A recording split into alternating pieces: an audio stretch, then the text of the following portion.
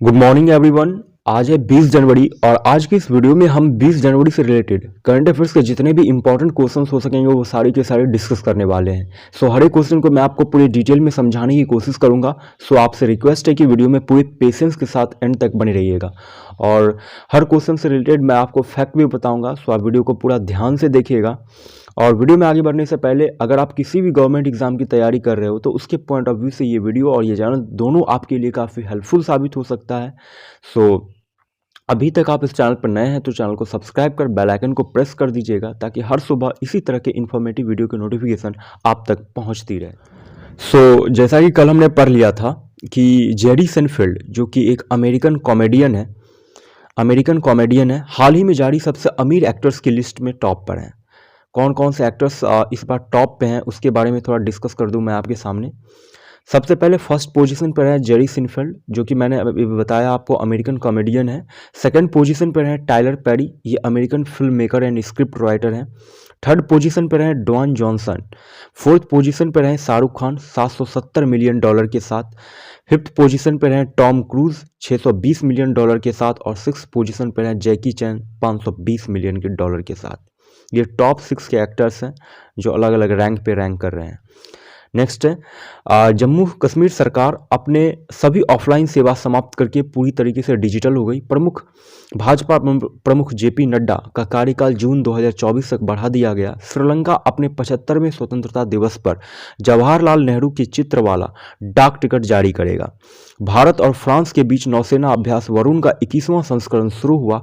Barcelona ने 14वीं बार Spanish cup का खिताब अपने नाम किया। वायाकॉम 18 ने वीमेन आईपीएल की मीडिया राइट्स 951 करोड़ रुपए में खरीद लिए।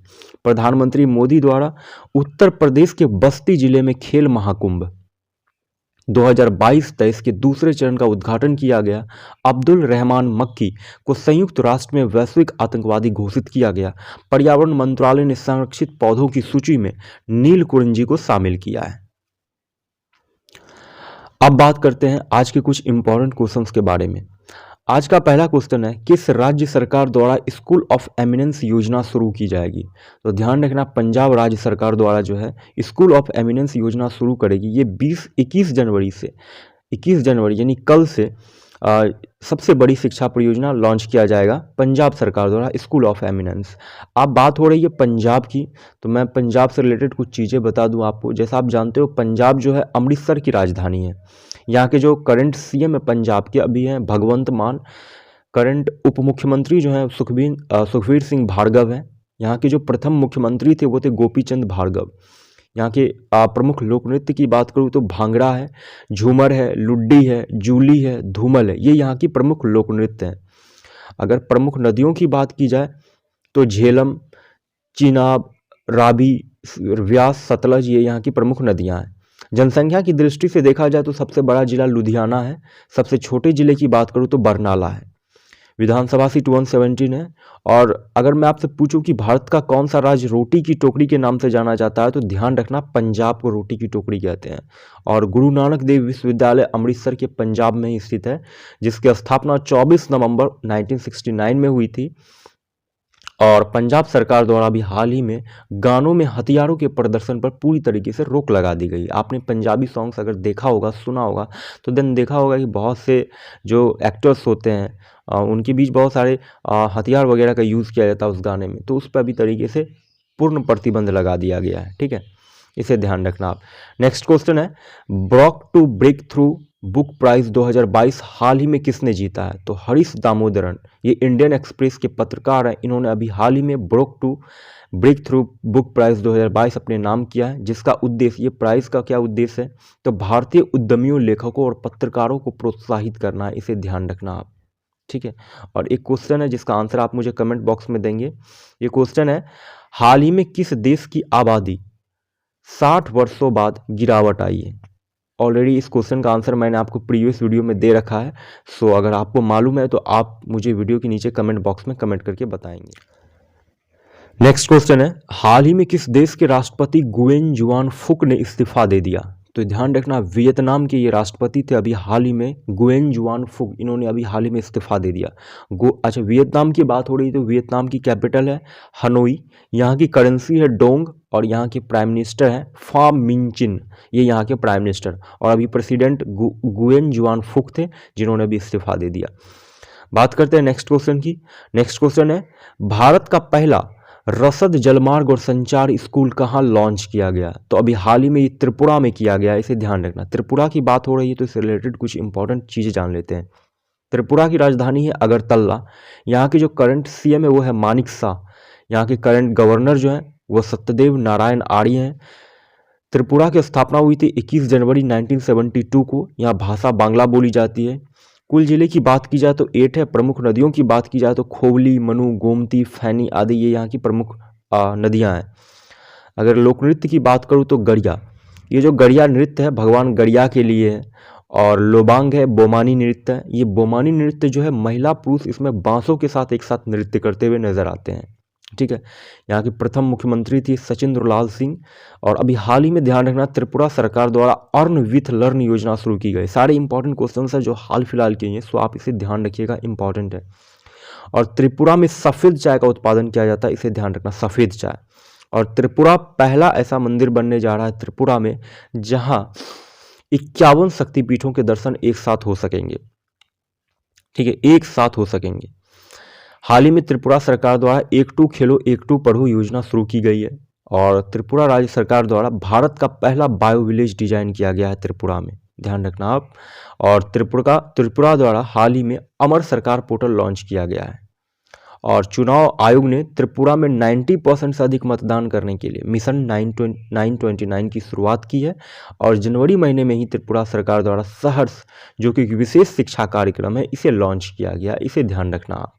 ये त्रिपुरा से रिलेटेड सारे इंपॉर्टेंट पॉइंट्स थे, सो आप इसे अच्छे से ध्यान रखना। बात करते हैं नेक्स्ट क्वेश्चन की।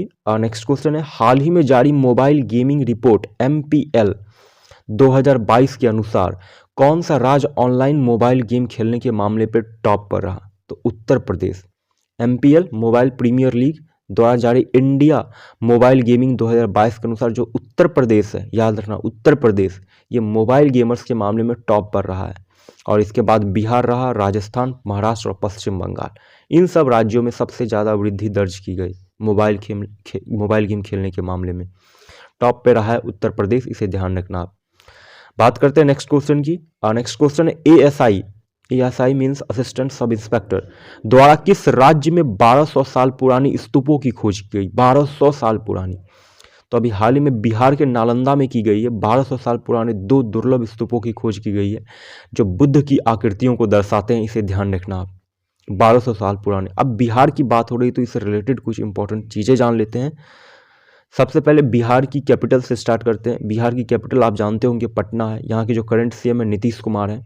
स्थापना हुई थी बिहार की 22 मार्च 1912।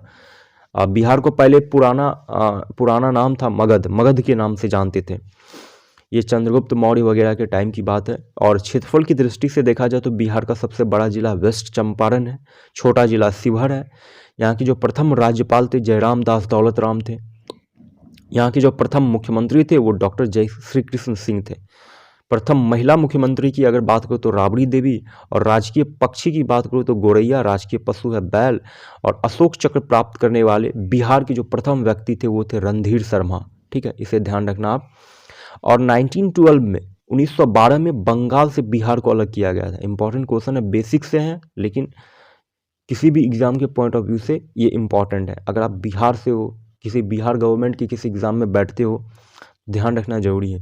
1912 में बंगाल से बिहार को अलग किया गया था, ध्यान रखना। और 1929 में बिहार में असहयोग आंदोलन की शुरुआत की गई थी। 1929 में। और बोधगया में विश्व प्रसिद्ध महाबोधि मंदिर स्थित है, इसे जानते हो आप। और बिहार बंधु बिहार में प्रकाशित होने वाला पहला हिंदी समाचार पत्र है बिहार बंधु। और बिहार का सर्वाधिक साक्षरता वाला जिला की बात करूँ तो रोहतास, और कम जो है वो पूर्णिया, कम साक्षरता वाला जिला। नेक्स्ट है रामधारी सिंह दिनकर। ये ज्ञानपीठ पुरस्कार से सम्मानित बिहार के प्रथम व्यक्ति थे रामधारी सिंह दिनकर। और भारत का पहला एग्री हैकाथन बिहार सरकार द्वारा हाल ही में शुरू किया गया है, एग्री हैकाथन। और बिहार के डॉक्टर शालिनी को यंग वीमेन साइंटिस्ट अवार्ड से सम्मानित किया गया अब से कुछ महीने पहले ही। और बिहार में हाल ही में सबसे बड़ा रबर डैम बना गया, आपको मालूम होगा अब से कुछ महीने पहले की ही बात है, रबर डैम। और बिहार सरकार द्वारा Indian council for cultural relation ICCR के साथ एक समझौता किया है और बिहार में जल्द ही सीता माता की 251 फीट ऊंची प्रतिमा स्थापित की जाएगी, इसे भी आप ध्यान रखिएगा। तो ये सारे बिहार से रिलेटेड इंपॉर्टेंट पॉइंट्स थे, सो आप इसे अच्छे से ध्यान रखिएगा। बात करते हैं नेक्स्ट क्वेश्चन की। नेक्स्ट क्वेश्चन है, हाल ही में किस कंपनी ने वीमेंस IPL की मीडिया राइट्स 951 करोड़ रुपए में खरीद लिए? तो वायाकॉम 18 अगले 5 सालों के लिए 2023 से 27 तक सारे टीवी और डिजिटल राइट्स इन्होंने खरीद लिए, वायाकॉम 18। ठीक है, नेक्स्ट क्वेश्चन है, कौन से भारतीय क्रिकेटर दोहरा शतक लगाने वाले सबसे कम उम्र के खिलाड़ी बने हैं? तो शुभमन गिल महज 23 साल की उम्र में वेस्टइंडीज के खिलाफ इन्होंने दोहरा शतक लगाया, इन्होंने सचिन तेंदुलकर का भी रिकॉर्ड तोड़ते हुए। ठीक है, शुभमन गिल, इसे ध्यान रखना आप। बात करते हैं नेक्स्ट क्वेश्चन की। नेक्स्ट क्वेश्चन है, हाल ही में किस स्पेस एजेंसी ने LHS-475b नामक एक्सो प्लैनेट की खोज की है? LHS-475b नामक एक्सो प्लैनेट, तो अभी हाल ही में नासा द्वारा ये किया गया है। अब नासा की बात हो रही है तो इससे रिलेटेड कुछ इंपॉर्टेंट चीज़ें मैं बता दूं आपको। नासा का फुल फॉर्म होता है national aeronautics and space administration. ये अमेरिका की स्पेस एजेंसी, अगर आपसे इंडिया की पूछी जाए तो इंडिया की है ISRO, Indian space research organisation. ठीक है, हेडक्वार्टर का है नासा का, तो वाशिंगटन DC है। स्थापना कब हुई थी नासा की? तो 29 जुलाई 1958 को। नासा के अपोलो मिशन के तहत ही, ध्यान रखना आप, मनुष्य पहली बार चंद्रमा पर पहुंचा था। वो कौन सा मिशन था जिसके तहत मनुष्य पहली बार चंद्रमा पर पहुंचा था? तो वो था अपोलो। STS-1 जो था नासा का पहला मानव मिशन था। 2018 में नासा ने सूर्य के लिए अपना पहला मिशन शुरू किया था, ध्यान रखना अपना, 2018 में। और मैं आपको बता दूं, नासा अभी हाल ही में कुछ महीने पहले ही दाविंची मिशन को लॉन्च किया है। ये दाविंची का मतलब क्या होता है? Deep atmosphere Venus investigation of noble gases. यह मिशन जो है, मैं आपको बता दूं, 2029 में शुक्र ग्रह के निकट उड़ान भरेगा और इसके कठोर वातावरण का पता लगाएगा और 2031 तक शुक्र ग्रह की सतह पर पहुंच जाएगा। कौन सा मिशन? तो दाविंची मिशन। और नासा द्वारा हाल ही में फैंटम गैलेक्सी की जेम्स वेब स्पेस टेलीस्कोप छवि रिलीज की गई है हाल ही में।